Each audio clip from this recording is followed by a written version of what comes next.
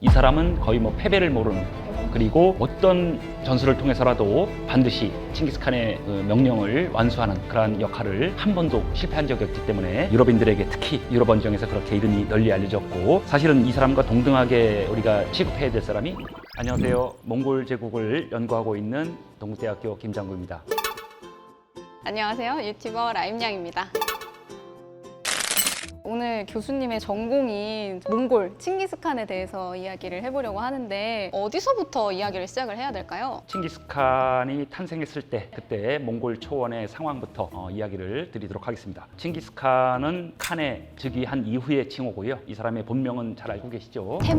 태무진이 태어난 몽골 초원은 태무진 이전에 몽골부라고 하는 부족이 있었고, 그 주변에는 몽골보다 훨씬 더 강한 많은 몽골 계통의 그러한 유목 부족들이 많이 있었습니다. 나라를 형성하고 있는 게 아니라 다양한 부족들이 나뉘어서 같이 그렇죠. 이제 싸우면서 연합도 하면서 지내고 있었던 거죠? 예, 약육강식으로 강한 부족이 약한 부족을 괴롭히기도 하고, 약한 부족은 더 강한 부족에게 붙기도 하고, 이렇게 하면서 혼란스러운 그런 시대였습니다. 사실은 태무진이 태어났을 때 몽골부의 세력보다 그 이전에 태무진의 증조 할아버지 때의 몽골부의 세력이 더 강했었어요. 태무진의 증조 할아버지인 카블칸이라고 하는 분이 있었는데, 그분이 있을 때는 몽골부가 꽤 세력이 셌었는데, 카블칸의 아들 그리고 카블칸의 손자, 증손자인 태무진 때가 오게 되면은 몽골부의 세력이 아주 약화가 됩니다. 그러면 다양한 부족이 존재하고 있었던 그 당시의 특성상 이 태무진이 있던 부족의 세력은 좀 약했으니까 아무래도 좀 다른 부족의 공격을 갖기도 했나요? 예. 그래서 특히 몽골부와 금나라 사이에 있던 타타르라고 하는 부족이 있었어요. 금나라의 앞잡이 역할을 하면서 몽골 초원의 강한 세력이 출현하는 것을 미연에 방지를 하고, 또는 공격을 해서 약화시키는 그러한 역할을 담당한 것이 바로 타타르 부족입니다. 이 타타르 부족이 태무진의 아버지 이수게이 바타르라고 하는 영웅 이수게이를 독살을 하게 되죠. 그때 태무진 나이가 몇 살이라고 알고 계시죠? 엄청 어렸던 것 같은데? 9살? 잘 알고 계시네요. 이수게이 바타르라고 하는 몽골부의 부족장이 죽게 되면서 바로 태무진은 이때부터 아주 고난의 역경을 겪게 됩니다. 10년 정도 아마도 금나라에서 포로 생활을 했으며, 또 금나라에서 많은 것을 보고 배웠던 것으로 추정을 하고 있습니다. 기록에는 나오지 않지만은 충분히 그럴 개연성이 많은 거죠. 그러면 그 태무진이 포로였던 당시에는 기록이 아예 존재하지 않는 건가요? 왜냐면 아마도 그 부분은 부끄러운 부분이었기 때문에 몽골 기사라고 하는 역사책을 쓸 때도 처음부터 쓰지 않았거나, 아니면은 추후에 그 부분이 삭제가 됐을 것으로 생각을 합니다. 그래도 태무진이 좀 어렸을 때여서 살아남았던 것 같아요. 그 당시에 금나라가 몽골 부족을 견제했을 때 수레바퀴보다 큰 남자아이는 다 죽여라 라고 했다고 알고 있는데 맞나요? 예, 맞습니다. 왜냐면 몽골 초원의 그러한 것이 잔인하기는 하지만은 그 당시 초원의 법칙 또는 불문율이었기 때문에, 이러한 모습은 몽골부가 강해져서 타타르부를 공격했을 때도 동일하게 반복이 됩니다. 그래서 타타르부의 어린아이들을 제외하고 수레바퀴보다 큰 성년 이상은 모두 그렇게 죽이는 그런 결과를 가져오게 되죠. 몽골부와 처음에 원수관계가 된 부족이 있어요. 그 부족이 뭐냐면은 사실은 메르키트라고 불리는 바이칼 근처에 살던 부족이었어요. 그런데 이 메르키트부의 한 결혼한 여자를 태무진의 아버지 이수게이 바타르가 약탈을 해서 자기 부인으로 만듭니다. 그 약탈을 해서 부인을 만든 사람이 태무진의 엄마예요. 약탈혼으로 태어났군요. 이수게이 바타르 때부터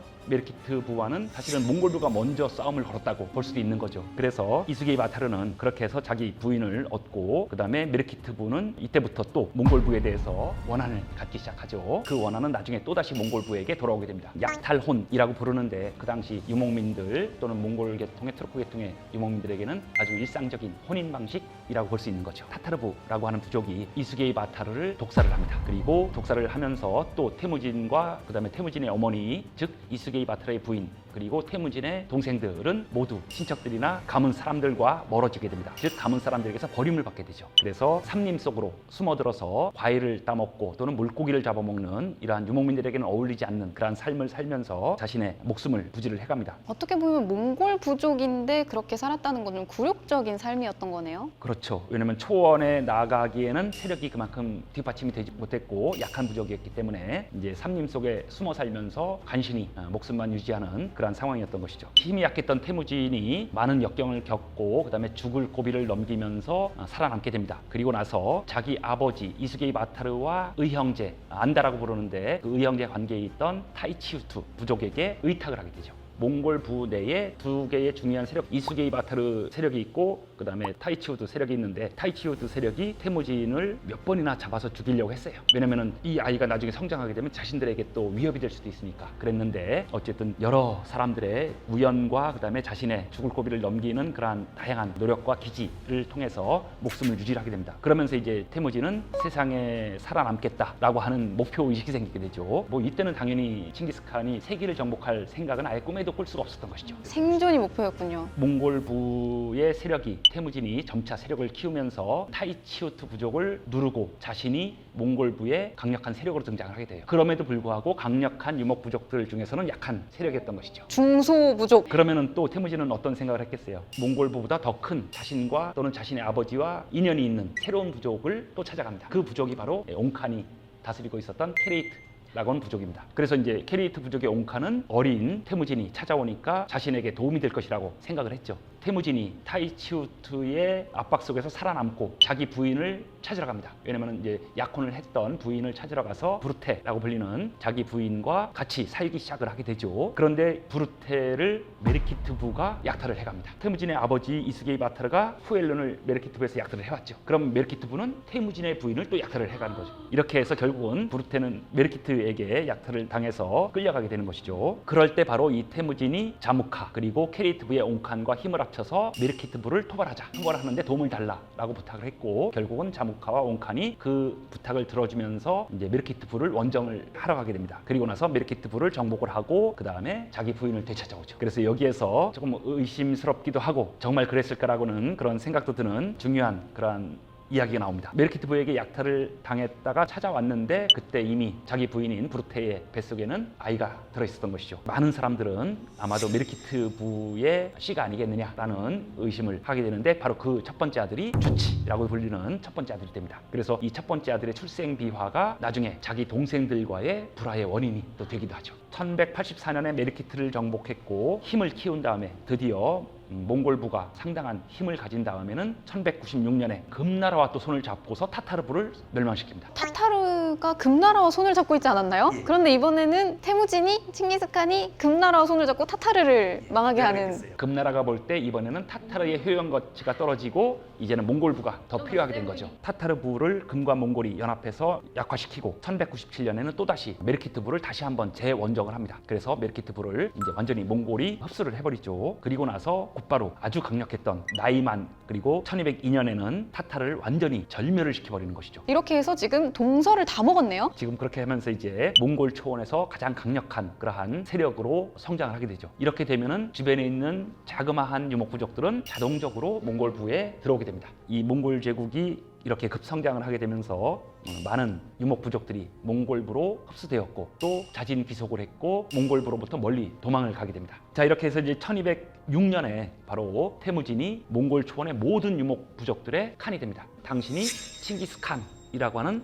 자리에 오르십시오 라고 해서 추대를 합니다. 이 몽골 제국의 역사를 보게 되면은 근대 민주주의 국가와 유사한 점들을 많이 발견할 수가 있어요. 태무진이 칭기스칸이 됐음에도 불구하고 칭기스칸의 위대한 점이 바로 그거예요. 그 전과 똑같이 행동을 합니다. 모든 것을 가지려고 또는 모든 것을 자기가 소유하려고 하는 것이 아니라 그렇게 해서 얻은 것들을 공평하게 역할에 따라서 재분배를 해줍니다. 이 재분배의 원칙이 몽골 제국의 성장의 동력이 되는 거예요. 칭기스칸의 수많은 부하 장수들이 목숨을 걸고 임무를 완수하려고 하는 엄청난 노력파 장수들이 나오게 되는 거죠. 그 사람들을 누구라고 그랬죠? 자준사군. 4마리의 개, 4마리의 우수한 말이라고 하는 뜻이죠. 1206년에 예케 몽골 올루스라고 하는 국명을 갖게 되죠. 나라가 이제 통일국이 세워진 거네요. 그러니까 1206년에 대몽골국이 성립이 되니까 어떻게 되느냐면은 실크로드 상에 있었던 오아시스 도시 국가들이 자발적으로 귀속을 합니다. 그 중에 대표적인 나라가 바로 원래는 초원의 유목민 국가였던 위구르라고 하는 사람들이 초원에서 멸망하면서 지금의 신장 위구르 자치구 쪽으로, 오늘날의 중국 땅이죠. 그렇지만 그 당시에는 위구르인들의 땅이었기 때문에 위구리스탄이라고 불렸던 이 지역에 내려가서 정주민화가 됩니다. 그랬던 위구르 사람들이 몽골인들에게 자발적으로 복속을 하면서 공물을 바치고, 그러면서 칭기스칸은 너를 내 5번째 아들로 삼겠다라고 하면서 자기 딸을 시집을 보냅니다. 칭기스칸의 큰 목표는 금나라를 정복하는 거죠. 그런데 금나라를 정복하러 가게 되는 순간 뒤에서 탕구트, 즉 서하가 뒤통수를 칠 또는 공격을 할 염려가 있었기 때문에 먼저 탕구트를 공격을 해서 자기 편으로 삼으려고 합니다. 결국 탕구트는 몽골군의 공격에 견디지 못하고 항복을 하고, 그러면서 또 몽골에게, 칭기스칸에게 수많은 공납품과 또 자기 딸을 시집을 보내게 되죠.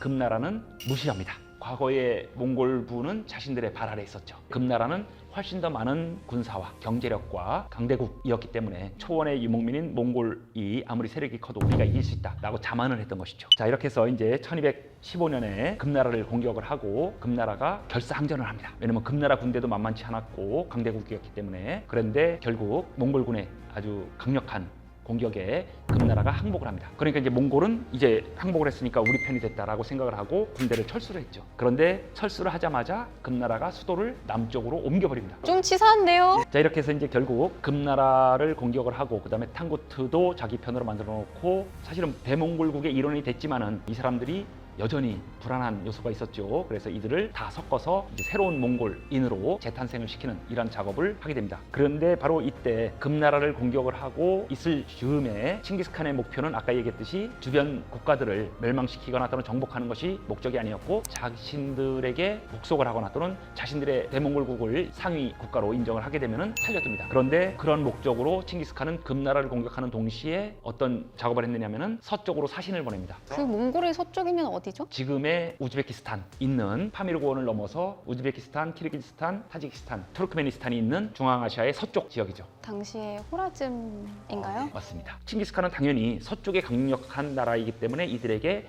통상 사절단을 보냅니다. 장사하자, 교역하자. 신성끼리 좀 이렇게 서로 우리는 동쪽을 지배할 테니 너는 서쪽을 지배하면서 우리와 안정적인 무역을 하자라고 하면서 450명에 이르는 통상 사절단을 보냅니다. 그런데 이 통상 사절단이 누구냐면은 대부분 무슬림들이에요. 왜냐면은 이 실크로드의 상인들은 정주국가가 강할 때는 정주국가 쪽으로, 유목국가가 강할 때는 유목국가 쪽으로 가서 자신들의 상업적인 활동을 보장을 받기를 원했어요. 유목국가나 정주국가에게 많은 선물을 바치고, 통치자들에게 선물을 바치고 자신들의 상업행위를 보장을 받고 싶었던 것이죠. 그래서 대몽골국이 성장을 하니까 당연히 수많은 무슬림 상인들이 몽골 초원까지 쫓아와서는 칭기스칸에게 당신의 나라와 다른 지역과의 교류를 우리에게 맡겨달라고 하면서 그러한 무슬림들이 몽골 초원으로 끊임없이 찾아오게 됩니다. 칭기스칸이 훌륭했던 점이 자신들은 군사적인, 정치적인 역할은 할 수 있지만은 상업적인 능력이 부족하다는 것을 알아요. 그러면 그 일을 잘하는 사람에게 맡기면 됩니다. 이슬람 세력 출신의 수많은 상인들이 경쟁적으로 실크로드를 오가면서 서로에게 필요한 물건을 옮겨주고 그러면서 이익을 취하게 되는 것이죠. 그리고 몽골은 자신들의 군사력과 정치력을 배경으로 주변 지역 또는 정치 지역으로부터 더 많은 상품을 획득할 수 있으니까 통상사절단을 맞이한 호레즘 제국의 동쪽 관문을 지켰던 성주가 있었어요. 이날축이라고 하는 사람인데, 이 사람이 이제 호레즘 제국의 무하마드 샤의 친척이었던 사람인데, 이 사람이 그 450명의 통상사절단을 사실은 다 죽이고 그 다음에 그들이 가져온 수많은 선물을 다 압수를 해버립니다. 무슬림 상인들로서는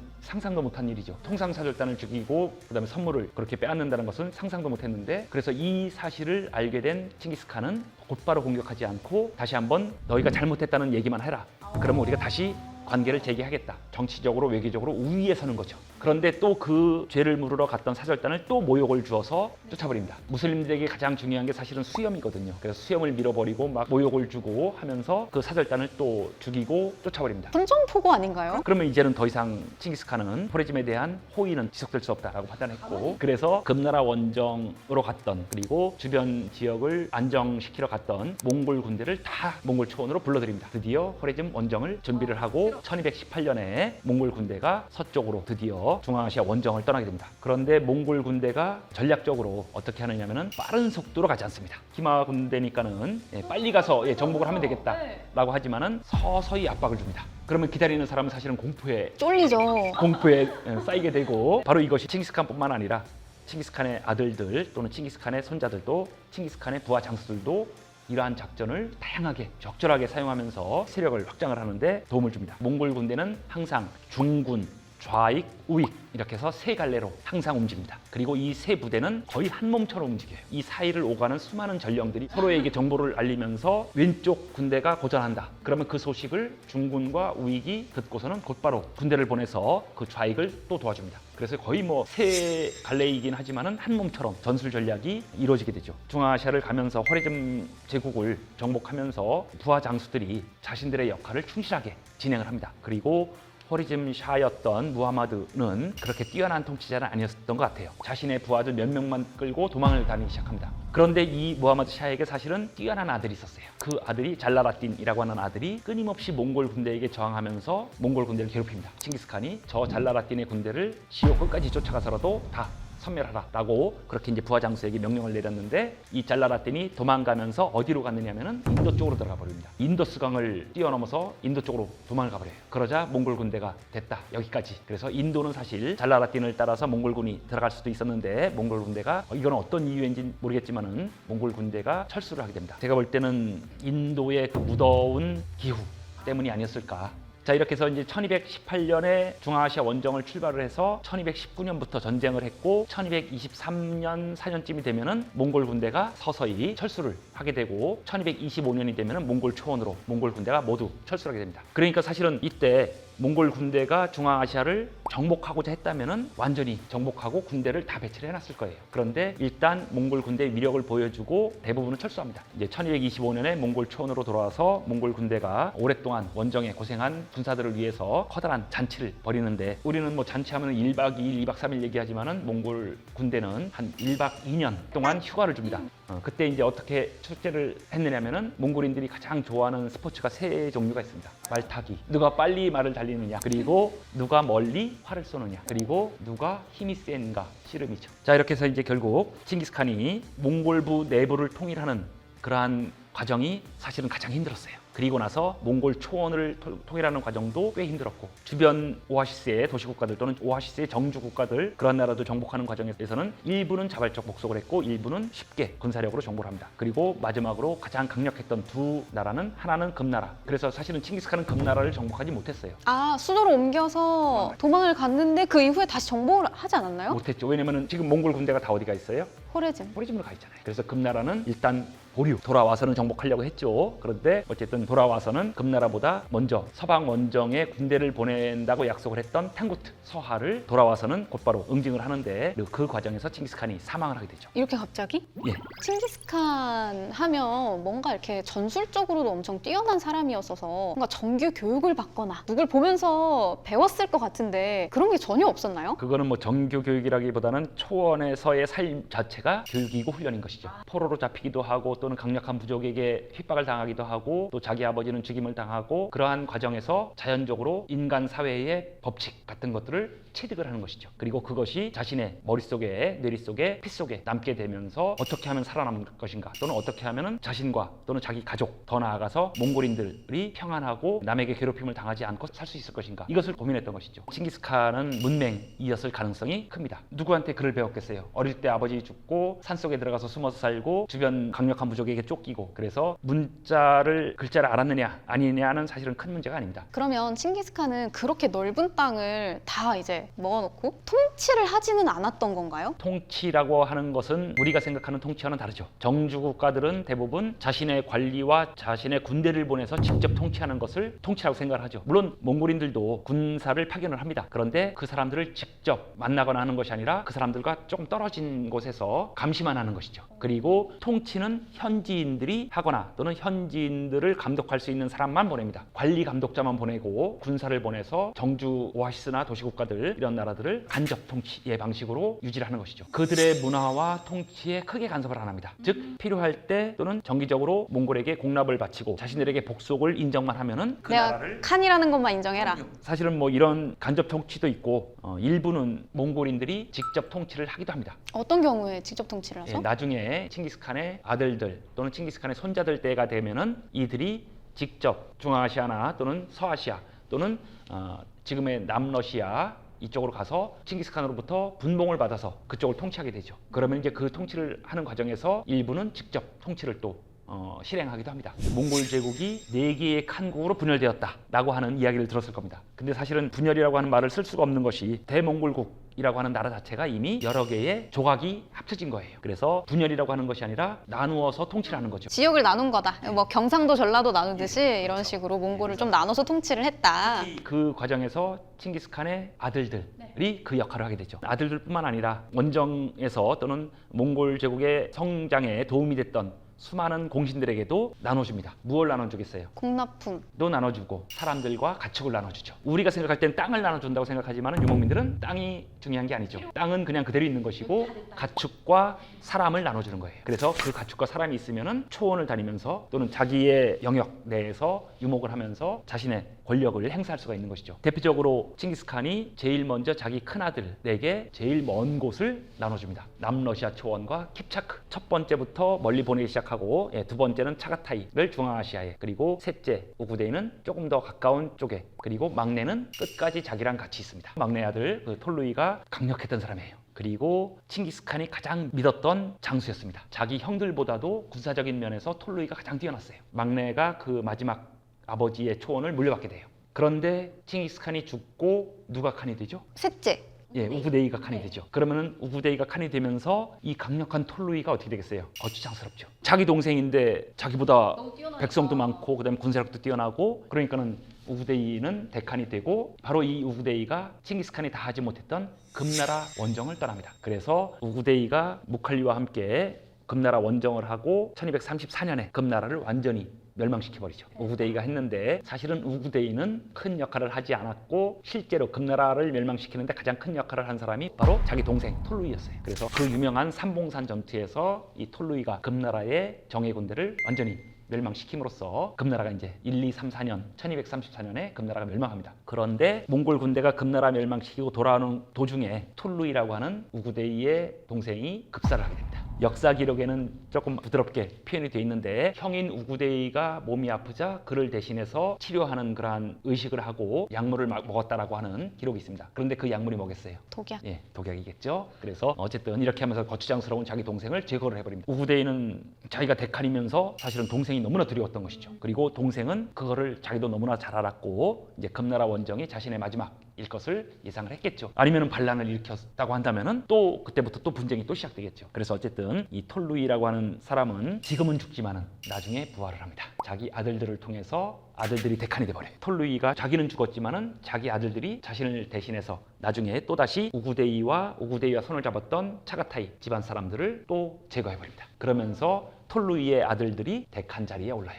뭔가 몽골의 역사는 복수의 역사네요. 이렇게 보면은 몽골인들만 그런 것 같지만은 종주국가도 똑같습니다. 지금도 그렇고 과거에 군주국가일 때도 마찬가지였고 형제 간의 왕위를 차지하기 위한 조선 왕조의 태종도 마찬가지였죠. 이방원도 그런 과정을 통해서 자기 동생들을 다 죽이고, 당나라 태종도 그랬죠. 자기 동생 형들 다 머리를 깨서 죽이고 그렇게 황제가 되었고, 그걸 바탕으로 나중에 이제 성군으로 칭송을 받는 얘들이 꽤 있습니다. 그러면 그 칭기스칸의 뛰어났던 부분 중에 이제 다양성을 인정했다. 종교 같은 것도 다양했을 텐데 다양성의 최고의 아웃풋, 메리트 이런 거는 장수들이 아니었나 생각을 합니다. 칭기스칸의 유명한 장수들 있잖아요. 사준사구라고 불리는 그 8명의 장수들이 있는데 한 명 한 명씩 조금만 짧게 한번 소개를 해볼까 싶어요. 사준이라고 하죠. 4명의 준마, 그리고 사구, 4마리의 충견이라고 해서 약간 견마지로도 생각이 나는 부분인데, 사준이라고 하면 제일 유명한 사람이 아무래도 무칼리겠죠? 원래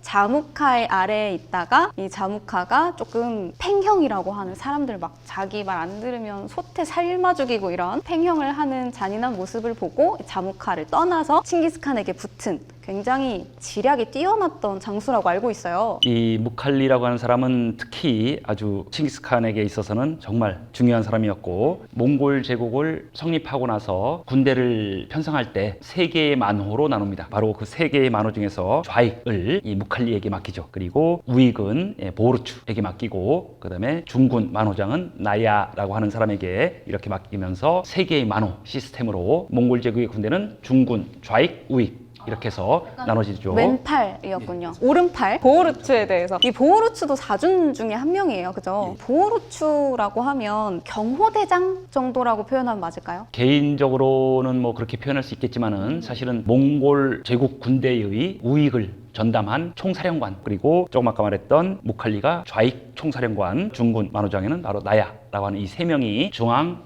좌익, 우익 이렇게 세 군대를 만호를 담당을 했던 것이죠. 그리고 또 뭐 유명하지는 않지만 칠라운 같은 경우에는 칭기스칸이 태무진이었던 시절 만났던 인연이라고 알고 있어요. 태무진 또는 나중에 칭기스칸이 되는 이 사람은 통치자로서의 그러한 능력뿐만 아니라 개인적으로도 인간적으로도 그렇게 친화력이 뛰어났고 상대방을 내 편으로 끌어들이는 또는 내 편으로 만드는 그러한 인간적인 매력까지도 갖추었던 것으로 보입니다. 그리고 남은 마지막 한 명, 브로쿨이라고 하는 사람은 보통 이제 군대로 치면 행보관 정도인 사람이죠. 약간 요리사, 보급을 담당하는 사람으로 나름대로 좀 중요한 역할이긴 했지만 저희에겐 좀 많이 알려지지 않은 사람이고요. 이제 많은 분들이 알고 있을 사구, 유명한 사람이라고 하면 제베라는 사람은 원래는 이 칭기스칸과 대립했던 부족, 그러니까 전투를 했던 사람인데 칭기스칸의 말을 쏴서 맞춰서 죽였던 굉장한 장수죠. 제베라고 하는 이름은 칭기스칸이 준 이름입니다. 화살촉이란 뜻이고요. 예, 그리고 원래 이름은 여섯 번째 아들이라는 뜻의 지르고가다이라고 하는 그러한 이름을 갖고 있었는데 자기를 죽일 뻔했던 사람인데도 불구하고 등용을 했고 그다음에 이 사람은 당연히 적군으로서 칭기스칸을 죽여야 되는 입장이었기 때문에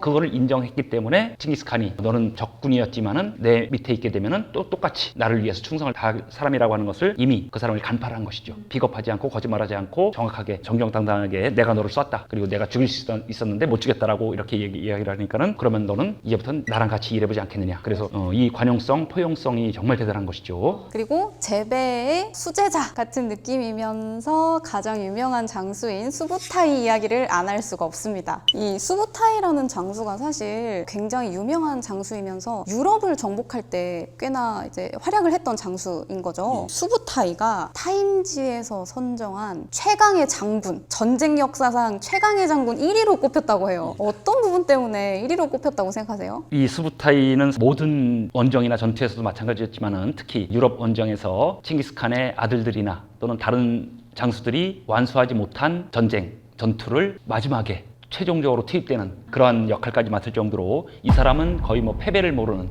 그리고 어떤 전술을 통해서라도 반드시 칭기스칸의 명령을 완수하는 그러한 역할을 한 번도 실패한 적이 없기 때문에 유럽인들에게 특히 유럽 원정에서 그렇게 이름이 널리 알려졌고 사실은 이 사람과 동등하게 우리가 취급해야 될 사람이 무칼리라고 하는 사람이죠. 예. 그런데 무칼리는 아까 얘기했듯이 좌익을 맡았기 때문에 금나라와의 원정에서 정말 중요한 역할을 합니다. 그러니까 좌익은 무칼리, 유럽 원정에서는 수베데이 이 두 사람이 칭기스칸의 사준 사구 중에서 정말 위대한 사람들이고 이 수부타이가 점령하거나 멸망시킨 나라가 32개국이라고 해요. 수부타이가 또 세계 최강 정복자 2위에 올랐다고 해요. 1위는 혹시 누군지 아시나요? 오늘의 주인공 칭기스칸입니다.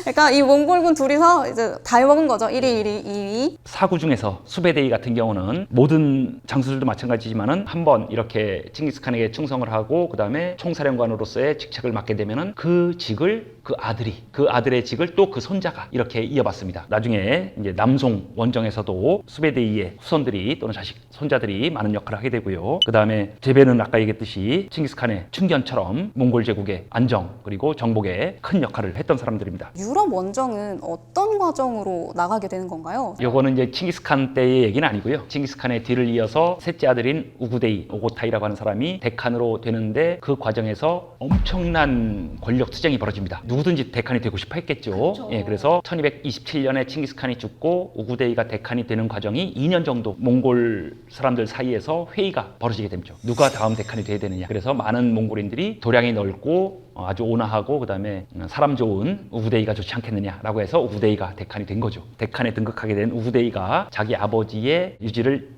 실행하기 위해서 자기 장조카, 주치의 아들, 큰아들 역할을 했던 바투 그리고 자신의 아들 구육 이런 사람들과 함께 이 수베데이와 그다음에 제베를 비롯한 수많은 사령관들을 중앙아시아 원정 그리고 동유럽, 남러시아, 킵차크 초원 원정에 파견을 하게 됩니다. 그랬는데 바로 이 과정에서 바투와 구육이라고 하는 이 두 사촌 사이에 조금 안 좋은 일들이 있었고 원정이 원활하게 이루어지지 않았을 때 바로 이 수베데이가 그러한 원정을 총마무리하는 실전의 총사령관으로서 큰 역할을 했던 것이죠. 동유럽 그 다음에 남러시아 초원까지 몽골 군대의 활약상을 보였던 것이죠. 그래서 이 당시에 그러면은 몽골 군대가 동유럽과 남러시아 초원을 갔을 때 현지 사람들은 어땠을까요? 너무 무서울 것 같은데요? 그 당시에 몽골이라고 하는 이름보다 더 유명했던 이름이 타르타르. 유럽인들에게 또는 라틴어를 쓰는 사람들, 계통 사람들에게는 라틴어에 지옥이라고 하는 단어가 있어요. 그게 바로 타르타르. 라고 하는 이름입니다. 그래서 타타르가 타르타르 같이 들리니까 이 사람들은 우리가 전혀 알지 못하는, 그리고 모든 전쟁에서 승리를 하고 심지어 어떤 도시나 어떤 지역들은 초토화시켜버리는 그러한 소문이 처음에 실지는 이만한데 점점 커지죠. 동유럽 사람들에게는 거의 지옥에서 보낸 사자처럼 그렇게 이제 인식이 되는 것이죠. 실제로도 그랬고, 이러한 소문이 더해지면서 몽골 군대는 악마의 군대 또는 뭐 너무나 잔혹한 군대로 동유럽 또는 서유럽 사람들에게, 이슬람권 사람들에게 인식이 되게 되는 거죠. 근데 그 악마의 군대라는 게 그냥 너무 소문으로만 치부하기는 좀 힘든 게 실제로 너무 잔인하기도 했잖아요. 적장의 목을 잘라서 막 창에 꽂고 다니고 막 귀 막 잘라가지고 포대에 넣고, 폴란드에서 너무 이제 지옥의 군대가 무서우니까 나팔수를 해가지고 높은 데에서 나팔을 불어가지고 경계에서 이 지옥의 군대가 오면 알려줘라 라고 했는데, 이 나팔수가 저기 군대가 온다 해서 나팔을 딱 부는데 갑자기 몽골군이 화살을 쏴서 목이 꿰뚫려서 바로 죽었다는. 그래서 아직도 폴란드에서는 나팔수가 나팔을 불다가 중간에 멈춘대요. 네, 우리가 이것도 조금 더 생각을 해봐야 되는데, 어떤 전쟁이든 잔인하지 않은 전쟁은 없습니다. 유목민들에게 더 씌워진 이러한 부정적인 평가가 물론 당연히 그랬죠. 역사적으로도 그렇지만은 몽골이나 유목민만 그랬다는 것은 아니고, 정주민들도 도시 국가에 또는 그러한 수많은 사람들도 전쟁을 하게 되면은 똑같이 그랬다는 겁니다. 그래서 이 부정적인 인식 때문에 몽골군들이 타고 다녔던 말이 사실 그렇게 크지가 않았대요. 중갑기병이 아니라서 약간 이렇게 오래 지구력으로 달리는 말들이어서 좀 작았다고 합니다. 그래서 워낙 작아서 이 작은 몽골군이 오면 유럽인들이 쟤네 쥐 타고 다닌다 이랬대요.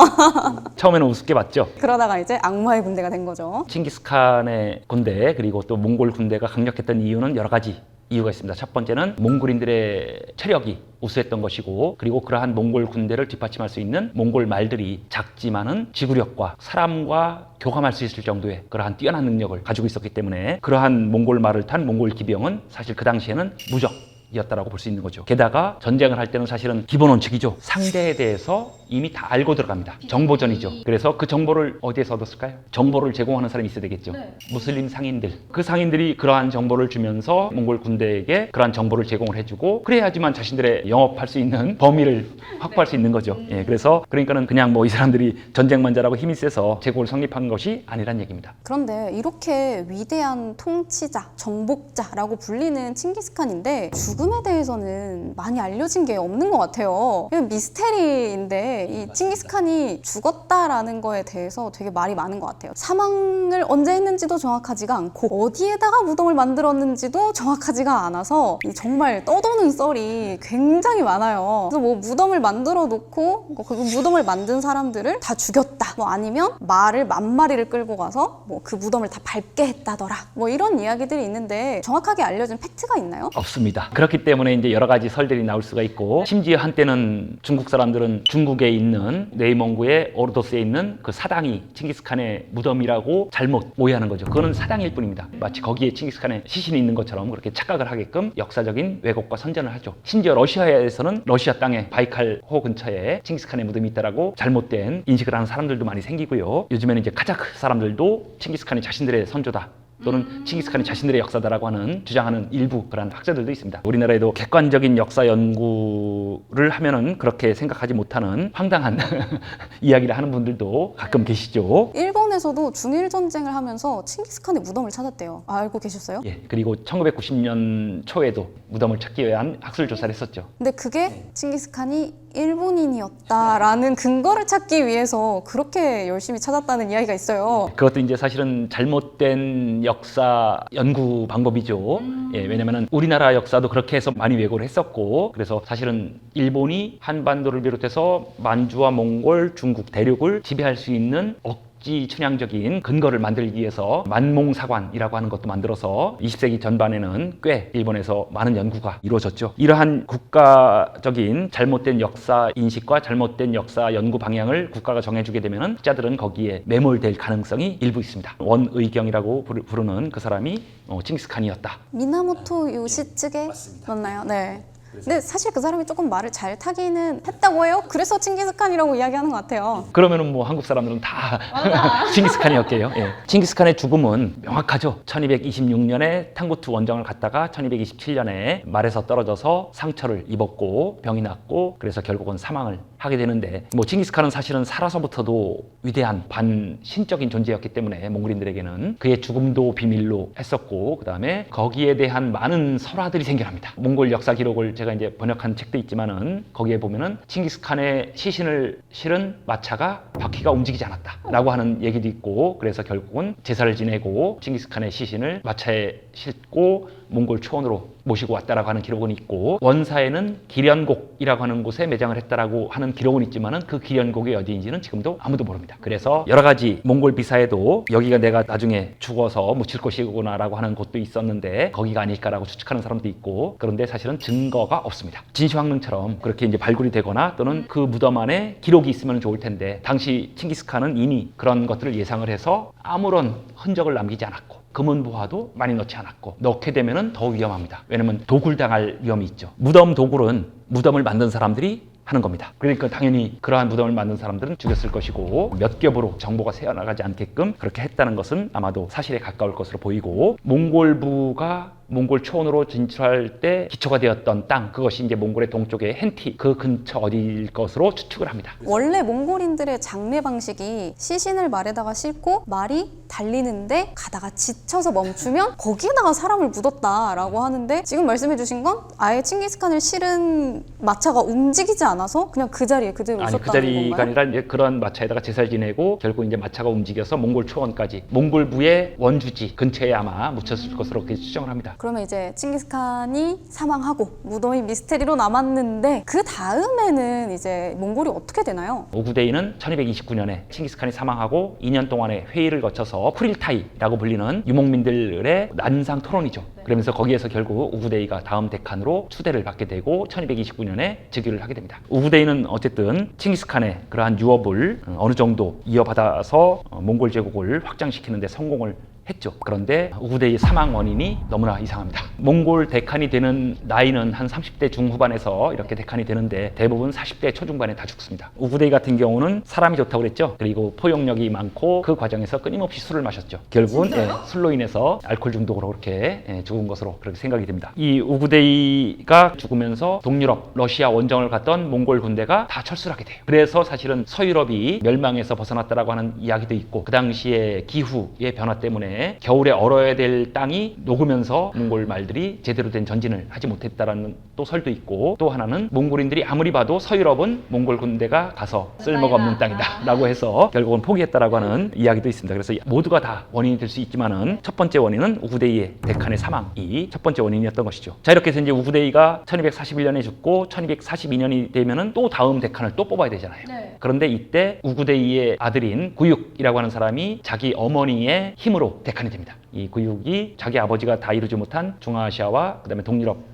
원정을 완수하기 위해서 군대를 이끌고 가는 도중에 중간에서 사망을 합니다. 그래서 1년 남짓 재위를 하고 바로 죽어버려요. 출발하다 죽은 거죠. 이렇게 되면서 이제 더 큰 문제가 생기죠. 구육 다음에는 이제 우구데이 가문에서는 대칸이 될 만한 사람이 없었던 거예요. 그러니까 이번에는 지난번에 우구데이가 대칸이 될 때 사실은 제거되었던 동생 톨루이 집안이 대칸이 되겠다고 머리를 내민 거죠. 그런데 바로 그때 누가 도움을 주느냐면은 제일 큰 아들 주치의 실질적인 장자 역할을 했던 바투가 힘이 약한 톨루이의 아들 뭉케를 밀어줍니다. 왜 밀어주죠? 주치는 칭기스칸보다 먼저 죽었죠. 그리고 뭉케가 대칸이 되면은 바투의 입김이 세집니다. 칸을 만든 걸 킹메이커가 되니까. 그래서 첫 번째 아들과 막내 아들이 손을 잡고 뭉케가 대칸이 되고 뭉케가 대칸이 되면서 결국은 둘째, 셋째 집안의 많은 왕자들을 제거를 합니다. 왜? 위험이 되니까. 그러면서 사실은 뭉케의 등극으로 인해서 몽골 제국이 분열의 양상을 본격적으로 보이기 시작합니다. 이제는 뭔가 몽골이 정복을 하고 통치를 한다기보다는 이제 땅 따먹기 하다가 슬슬 이제 좀 망해가는 느낌이군요. 예, 이제는 그래서 이제 이 뭉케라고 하는 사람이 사실은 또 1251년에 대칸이 되는데 1259년에 사망을 하게 되고 그 와중에서 또 톨루이의 아들들 간의 권력 다툼이 일어나요. 뭉케의 바로 아래 동생이 쿠빌라이고 쿠빌라이의 동생이 훌레구라고 하는데 이 훌레구는 뭉케가 저 서아시아 지금의 이란 지방으로 일칸국을 세우게 되는